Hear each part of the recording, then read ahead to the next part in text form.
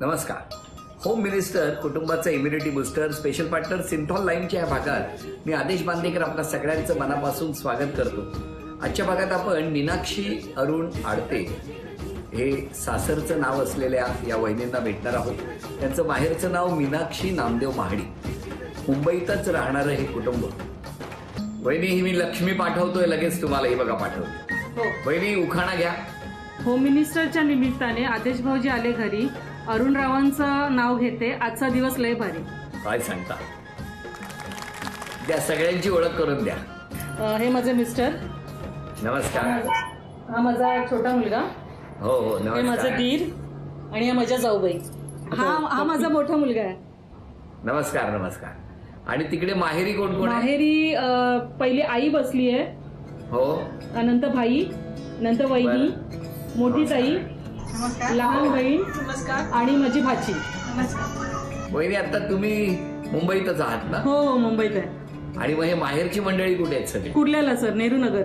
वहिनी तुमचं बालपण कसं गेलं? कोण माझं बालपण सर खूप छान गेलं, खूप मजेत गेलं सर. खूप मस्त एकदम. कुठे होतं बालपण? कुठे गेलं? Nehru Nagar Kurla 118 building sir. नेहरू नगर. हो. जिथे म्हणजे सांस्कृतिक वारसा इतका आहे आमच्या बिल्डिंग मध्ये की आम्ही म्हणजे आम्हाला लहानाचं आम्ही मोठे त्या बिल्डिंग मध्ये झालो सर. आमच्या बिल्डिंग मध्ये एक आहे की छोट्यापासून मोठ्यापर्यंत सगळेजण सर खूप डान्स वगैरे सगळे म्हणजे कोणाला शिकवायची गरज नाही लागत सर. म्हणजे जन्म झाला की नाचायला लागला? हो नाचायला लागतात सर. बरं तुमचा भाऊ आणि तुम्ही दोनच भावंड होता तुम्ही? नाही, ताई मोठी, नंतर भाई, नंतर मी आणि मग माझी लहान बहीण. पण मग मला विचारायचंय की तुमची शाळा कुठे आहे सगळी? शाळा माझी नेहरू नगर कुर्ला सर. शांताराम कृष्णाजी पंत वालावलकर. मग सगळे एकाच शाळेत होता? सगळे आम्ही एकाच शाळेत होतो. बाबा भाई सांगा तुमच्या बहिणीबद्दल. बहिणीबद्दल सांगायचं म्हटलं तर ते सगळ्यात लहान म्हणजे माझ्यापेक्षा लहान आहे. सगळ्यात हुशार आहे आणि अभ्यासामध्ये हुशार आहे, शिस्तप्रिय आहे. अरे वा. खेळण्यामध्ये पण एक्सपर्ट आहे. पण आता सुद्धा तुम्ही इमोशनल झालायत का? हो. मग किती वर्ष झाली बहिणीच्या लग्नाला? 27 वर्ष झाली सर. पण वहिनी आता सुद्धा भाऊ आज पाठवणी करायची असाच डोळ्यात त्याचे भाव हो आहे. हो सर. हो हो हो हो. काय लहानपणी काय व्हायचं? बहीण तुमची कशी असायची? कशी वागायची तुमच्याची? हत्ती आणि मस्ती रशिंग हो. एकदम. बहिणीचं काय म्हणणं आहे ऐकूया. मी तिच्याबद्दल सांगायचं झालं तर ती खूप म्हणजे हुशार पण आहे आणि लहानपणापासून म्हणजे ती चिकाटी खूप आहे तिच्यामध्ये. आणि तिला सांगायचं म्हणजे ती म्हणजे जे काम घेईल हातात ते पूर्ण करणारी आहे अशी आहे ती. म्हणजे तिने लहानपणापासून खूप म्हणजे मेहनत पण केलेली आहे आणि अभ्यास करत करत तिने नोकरी पण केलेली आहे. आणि खूप मेहनत. आमचं बालपण खूप कष्टामध्ये गेलेलं आहे. म्हणजे आम्ही खूप खाऊन पिऊन सुखी होतो. पण असं नाहीये की खूप आम्हाला हे. त्याच्यामुळे तिने खूप असं कष्ट केलेले आहे आणि आज ज्या ती जागेवर आहे ती खूप म्हणजे चांगल्या ठिकाणी आहे आणि ते तिचं कष्टाचं मेहनतीचं फळ आहे ते. आई बाबा काय करायचे मग? माझे वडील बॉम्बे डाईंग मध्ये होते जॉबला आणि आई आमची म्हणजे घरीच असायची. अजून दुसरी बहीण? आमच्या दोघींची लहानपणी खूप भांडणं व्हायची आणि तेवढीच आमची हे पण व्हायची लगेच मैत्री पण व्हायची. ती खूप कष्टाळू आहे. सगळ्यांना सांभाळून घेते ती. सांभाळून घ्यायची. उगाच आपलं काहीतरी भांडली. वहिनी कमी वहिनी खरं सांगा. खूप चांगली आहे ननंद. म्हणजे खूपच त्यांचा इतका. बरं मला एक मिनिट. आज चांगलं बोललं नाही तर उद्या प्रॉब्लेम होईल म्हणून चांगलं बोलताय का? असं नाही. आम्ही खूप चांगले राहतो. आम्ही असं ननंद भाऊजाई सारखं राहत नाही. व्यवस्थित राहतो आम्ही. खूप चांगलं आहे. त्यांचा खूप आम्हाला आधार आहे. अरे वा. आणि त्या पाठी अजून कोण उभ्या आहेत तिसऱ्या? मी भाजी. नमस्कार. हा बोला बोला. आत्या खूप खूप चांगली आमची. म्हणजे ती स्वतःच्या मुलीसारखं आम्हाला वागवते. म्हणजे स्वतःची मुलगी ना कसं आपण ओरडतो प्रेम करतो तशी ती आम्हाला ओरडते. पण ते ओरडणं खूप आमच्या चांगल्यासाठीच ओरडते आणि ती खूप खूप सपोर्ट करते आम्हाला. आणि फिरायला तर नेहमी नेते आम्हाला. जिथे ती जाईल तिथे आम्हा दोघींना नेतेच नेहमी ती. नाही सासरच्यांना मी बोलणार तेव्हा मला कळेल की ओरडते की आरडा ओरडते. आई काय सांगणार? कशी आहे मुलगी तुमची? कशी होती भावंड? खूप हुशार आहे आणि म्हणजे तिनं खूप कष्ट केले लहानपणापासून. स्वतःच्या पायावर उभा राहून तिने सगळं हे केलेलं आहे. मला खूप सांभाळून घेते, मला खूप मदत करते, कुठं जाईल तिकडे फिरायला घेऊन जाते. आणि शेवटची इच्छा तिची एक आहे की आई तुला मी विमानातून घेऊन जाते. अरे नक्की नक्की तथास्तु. तुमची इच्छा लवकर पूर्ण होऊ द्या आणि तुमचीच नाही तर नातवंडांनाही सांगतो की बाबा हे लक्षात ठेवा, आईची इच्छा पूर्ण करायची आहे, आजीची इच्छा आईला पूर्ण करायची. सगळे नातवंड माझे चांगले आहेत. मला 5 नातू आहेत, 2 नाते आहेत. अरे वा वा. आणि जावई कसे आहे तो? जावई तिघे पण चांगले आहेत, खूप चांगले आहेत तिघे जावई. आई तुमच्या डोळ्यातूनच या सगळ्यांमध्ये किती प्रेम आहे हे व्यक्त होत आहे. त्याने पण आमच्यावर प्रेम केलं, आम्ही पण त्याच्यावर प्रेम करतो. आणि हा बाजूला बसलेला मुलगा आता जसा शांत बसलाय तसा लहानपणी पण शांत होता का? पहिल्यापासून शांत. अजिबात नाही सर. काय वहिनी, भाऊ एवढा शांत बसलाय तेवढाच शांत होता लहानपणी? मस्ती करू होता, खूप सतवलंय त्यानं. आजीच सांगतायत खूप मस्तीखोर होता. आणि मग लग्न करावं लागलं, लग्नानंतर तो शांत झाला. बरं दादा, तुम्हाला एक आव्हान देतो. चला, अजूनही गप्पा आहेत, मला अजून सगळ्यांशी बोलायचंय. पण दादा तुम्हाला एक आता आव्हान आहे आणि तुम्ही जर ते उत्तर बरोबर दिलं तर आपल्या बहिणीला आता तुम्ही सोन्याची नथ बक्षीस म्हणून मिळवून देणार आहात. आणि त्यासाठी तुम्हाला एक नातं सांगायचंय. मी सांगतो, कोणी प्रॉम्प्टिंग करू नका. दादा तुम्हीच उत्तर द्यायचंय, नीट ऐका. ताईच्या सासऱ्यांच्या नातीचा नवरा, ताईच्या सासऱ्यांच्या नातीचा नवरा, ताईचा कोण? जावई. जावई. अभिनंदन, अभिनंदन ताई. तुम्हाला दादानी आता सोन्याची नथ झी मराठीकडून मिळवून दिलेली आहे. तुमचं मनापासून अभिनंदन. चला गप्पांना पुन्हा एकदा सुरुवात करूया. नमस्कार. अरुणराव, तुमचं बालपण कुठलं? मी राहणारा परेलमध्ये. परेल कोळीचाळी, जी कोळीचाळ परेल शिरोडकर शाळेच्या बाजूला आहे, त्या कोळ्या चाळीमध्ये माझा जन्म झाला आणि माझं पूर्ण बालपण परेलमध्येच गेलं. आई बाबा काय करायचे? आई घरीच असायची आणि वडील माझे बॉम्बे डाईंगमध्ये कामाला होते. आता मला सांगा, सगळं बालपण छान गेलं, बरोबर आहे? बरोबर. मग लग्न कसं जमलं? लग्न सर हे माझ्या आत्याचा मुलगा आहे. अरे वा, म्हणजे तेवढ्यात जमावलं वाटतं तुम्ही. पण आत्यापासून तो मुलगा पळवला कसा, तो सांगा ना आम्हाला. पळवला म्हणजे सर, वयाच्या 18व्या वर्षापासून घराच्या बाहेरच होते आणि जसं ट्रेनिंग CSFच्या ट्रेनिंगला गेले. ट्रेनिंग नंतर घरी यायचे 4 महिन्यासाठी वगैरे, म्हणजे 1 महिन्यासाठी सुट्टीसाठी यायचे. आणि मग त्याच्यानंतर ते कधी मग तिथून कुर्ल्याला यायचे, नेहरू परेलवरून मग ते कुर्ल्याला आम्हाला भेटायला यायचे. पण तेव्हा मी त्यांना नाही भेटायचे सर. का? कारण मी खूप हे होती सर, सांगा तुम्ही. आणि म्हणजे अशी स्ट्रिक्ट होती. तिला असं की घरी म्हणजे कोण जास्ती आलेलं तिला आवडायचं नाही. ऍक्च्युली तिचं कसं असं की घरी आल्याच्या नंतर सगळं असं टापटीप, आणि कोणी आलं तर सगळं घर विस्कटवणार. त्यामुळे मी गेल्याच्या नंतर ती घराच्या बाहेर निघून जायची. हिची जी मोठी बहीण आहे लता, तिचं आणि माझं चांगलं आमचं सगळं अगदी व्यवस्थित असायचं. पण ज्या वेळेला ही मला आजी आमची KM हॉस्पिटलमध्ये ॲडमिट होती, त्यावेळेला ही आली होती आजीला बघायला आणि मी सुट्टीवर आलो होतो बिहारवरून. तिला बघायला ही आली होती मीनो. त्यावेळेला तिला बघितलं मी आणि एकदम तिचा जो चेंजेस दिसला मला, तो चेंजेस मला असं वाटलं की, आणि माझं मत असं होतं की मला ओळखणारी मुलगी मला हवी होती.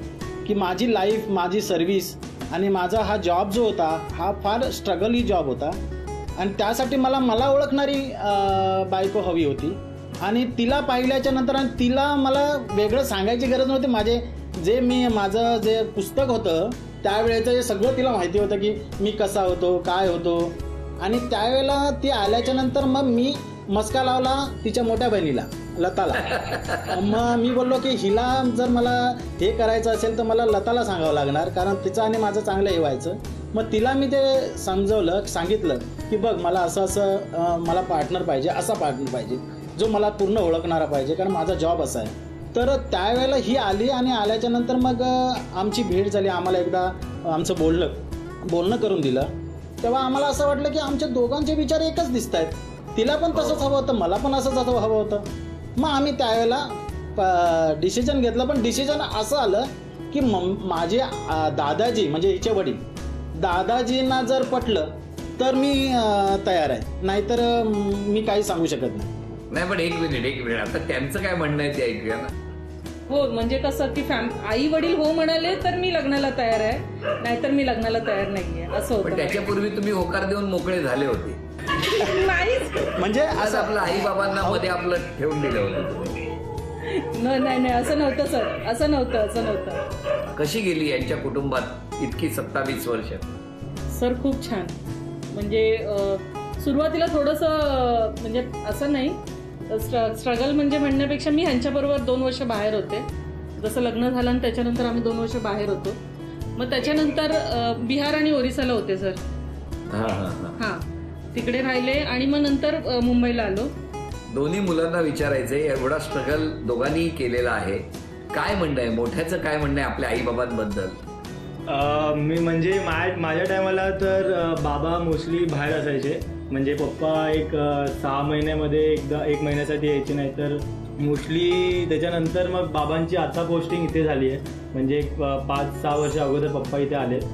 त्याच्या आधी तर मला सगळं म्हणजे सांभाळले मम्मीनीच. आणि पप्पा पण असायचे, मग पप्पा 1 महिन्यासाठी आले तर पप्पा आणि माझे फुल लाड, म्हणजे माझे तर लाडच बिघडवून जायचे. हां, म्हणजे जे 4 महिने मम्मी सुधरायची ते पप्पा 1 महिन्यामध्ये मला पुन्हा बिघडून टाकायचे. छोट्याचं काय म्हणणं आहे? माझं तर म्हणजे जेव्हा मी 4थी पर्यंत होतो तेव्हा तर पप्पा इथे मुंबईमध्ये आलेले. त्याच्या आधी तर पूर्ण मम्मीनेच सांभाळले. मग सेम दादाचं जसं होतं, बिघडवून जायचे 1 महिना येऊन बिघडून जायचे, 4 महिने मम्मीने सांभाळले जाते. बाकी पण सर खरं सांगू, दोन्ही मुलांनी खूप साथ दिलेली आहे. म्हणजे मी सकाळी जे 8-8:30ला जायची ते मी 7-7:30ला घरी यायची. तोपर्यंत सगळं घरातलं आवरणं वगैरे दोन्ही मुलांनी खूप छान केलेलं आहे. म्हणून इतकं कुटुंब तुमचं आनंदात आहे. पाठीमागे कोण आहेत दोघे? सर माझे दीर आहेत आणि माझ्या जाऊबाई. दीर आणि जाऊबाईचं काय म्हणणं आहे आता या वहिनींबद्दल आधी सांगा. दीराचं काय म्हणणं आहे? ती चांगलीच आहे, स्वभावाने पण चांगली आणि मन मिळव आहे पहिल्यापासून. आता या लग्न झाल्यापासून आता या क्षणापर्यंत दोघींचं भांडण असं कधी झालं तुम्ही बघितलंच नाही. बहिणीपेक्षा पण असतं एकदम छान, एकदम मस्त अजूनपर्यंत आतापर्यंत. याच्या पुढे पण चांगलं सुरुवात, पण ती चांगली स्वभाव एवढी चांगली आहे ना, मन मिळावं आणि पटकन म्हणजे असं चुकलं तर ते चुकलं, स्पष्ट बोलणं तिथं. काय भांडण होणारच नाही ना, भांडण दोन्ही बाजूनी व्हावं लागतं. बरोबर आहे. स्पष्ट बोलते ती, म्हणजे व्यवस्थित आणि सांगा समजून सगळं काय नाही ते सगळं तोंडावर व्यवस्थित बोलते. बरं बहिणी, या सगळ्या गप्पा सुरू आहेत, सगळ्यांशी बोलणंही झालेलं आहे. मला सांगा, आज क्षमा मागायची असेल तर कोणाची? क्षमा मागायची असेल तर म्हणजे माझ्या आई वडिलांची आणि माझ्या सासू सासऱ्यांची आणि एकूणच सगळ्या घरातल्यांची. की माझं बोलणं थोडंसं परखड होतं, पण ते म्हणजे कसं त्यांच्या काळजीपोटी असतात. काही गोष्टी असतात की मी जे काय बोलते ते पोट तिडकीने बोलते की नाही तुम्ही असं करू नका. तर चुकून कधी माझ्याने गेलं असेल, तोंडातून काही निघालं असेल तर प्लीज मला माफ करा. अरुणजी, आज क्षमा मागायची असेल तर कोणाची? आज क्षमा मागायची असेल तर मी माझ्या बायकोचीच मागेन. ज्या वेळेला ती ड्युटी म्हणजे मी सुट्टीवरून आलो की तिला असं वाटायचं की संध्याकाळी मी सुटले की मला माझे मिस्टर घेऊन जायला येतील. कारण ती जेव्हा मला पत्र लिहायची त्यावेळेला फोन नव्हते, त्यावेळेला ती अशी म्हणायची की मला असं एकटं वाटते, मला घेऊन जावं. आणि त्यावेळेला मी घेऊन गेलो, तिला पुन्हा आणलं. पण त्यावेळेला मला असं वाटायचं की मी हिला माझ्याबरोबर ठेवू शकत नाही. तिला मला जे द्यायचं आहे ते मी देऊ शकत नाही, कारण तिच्या कदाचित चुका जर व्हायचं असेल त्याला पण कारण मी मला स्वतःलाच म्हणायचो, समजायचो. आणि तिचे जसं वागणं आहे तसं मी ॲक्सेप्ट करत गेलो. आणि त्यानंतर तर तिने मला एवढा सपोर्ट केला की तिला मी सॉरी पण म्हणेन आणि थँक्स पण म्हणेन तिचे मी. आणि माझ्या मुलांना पण चांगलं म्हणजे एवढं वळण दिलं आहे तिने, छान वळण दिलं आहे की मला काही करायचीच गरज लागली नाही. मला आठवत पण नाही आहे मी त्यांच्यासाठी काय केलं असेल, फक्त खेळलोय, एन्जॉय केलं त्यांच्यावर.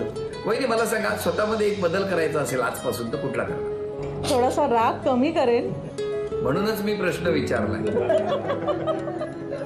राग म्हणजे सर मला तसं ना काही गोष्टी खूप परफेक्ट लागतात. पण तुम्हाला एक सांगू, तुम्ही ज्या क्षणी बोललात ना थोडा राग कमी करेल, त्याच क्षणी 2 मुलं, पाठीमागचे दीर, जाऊ आणि माहेरचे सगळ्या जणांचे चेहरे इतके प्रफुल्लित झाले की जवळजवळ त्यांनी त्या चेहऱ्यातनं देवाला प्रार्थना करली की देवा हे आज ताई बोलते तसं होऊ दे रे देवा, एवढीच. आणि तुम्ही आज अरुणजी स्वतःमध्ये बदल करायचा असेल तर कुठला करणार? ड्युटीमध्ये असल्यामुळे परफेक्ट लागतं सगळं. आणि कधी मग घरी आल्याच्या नंतर मी जर मुलांना सांगतो, तिला सांगतो हे असं काय व्यवस्थित कर. मग त्यावेळेला मला असं वाटतं अरे घर आहे आपलं, फोर्स नाही आहे आणि बॅरेक्स नाही आहेत. मग मी तो चेंजेस माझा करण्याचं ठरवलंय. हे सगळं विसरा, पण आज जे बोललाय ते उद्या विसरू नका. पण मस्त छान वाटतंय मला, असेच आनंदात राहा. आता मी 5 प्रश्न विचारणार आहे. या 5 प्रश्नांपैकी 3 प्रश्नांची उत्तरं बरोबर आली ना तर अरुणजी तुम्ही वहिनींना तन्मणी बक्षीस म्हणून मिळवून देणार आहात. कोणीही प्रॉम्प्टिंग करू नका. अरुणजी मला सांगा, वहिनींनी बघितलेलं पहिलं नाटक कुठलं?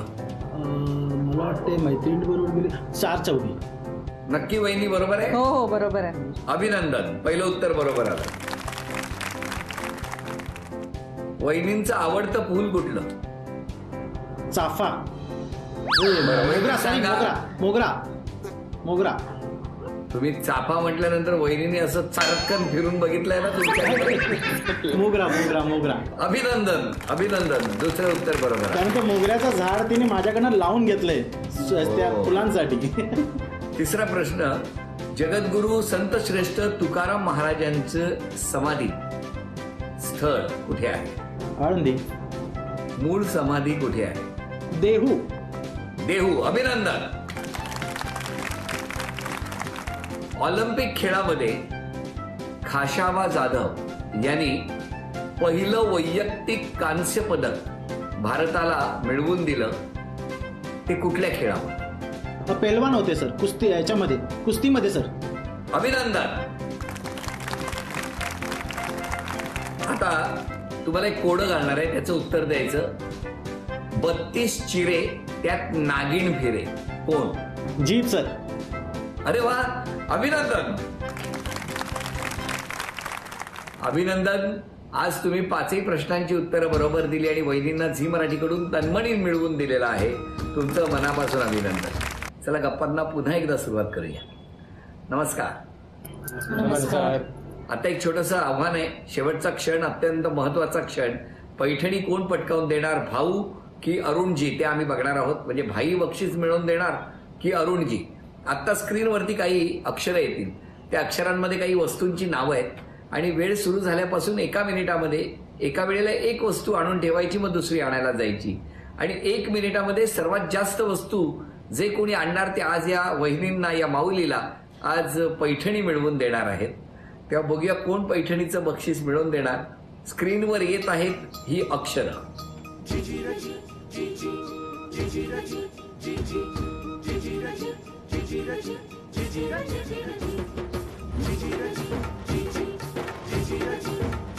दहा सेकंद झाली. 10.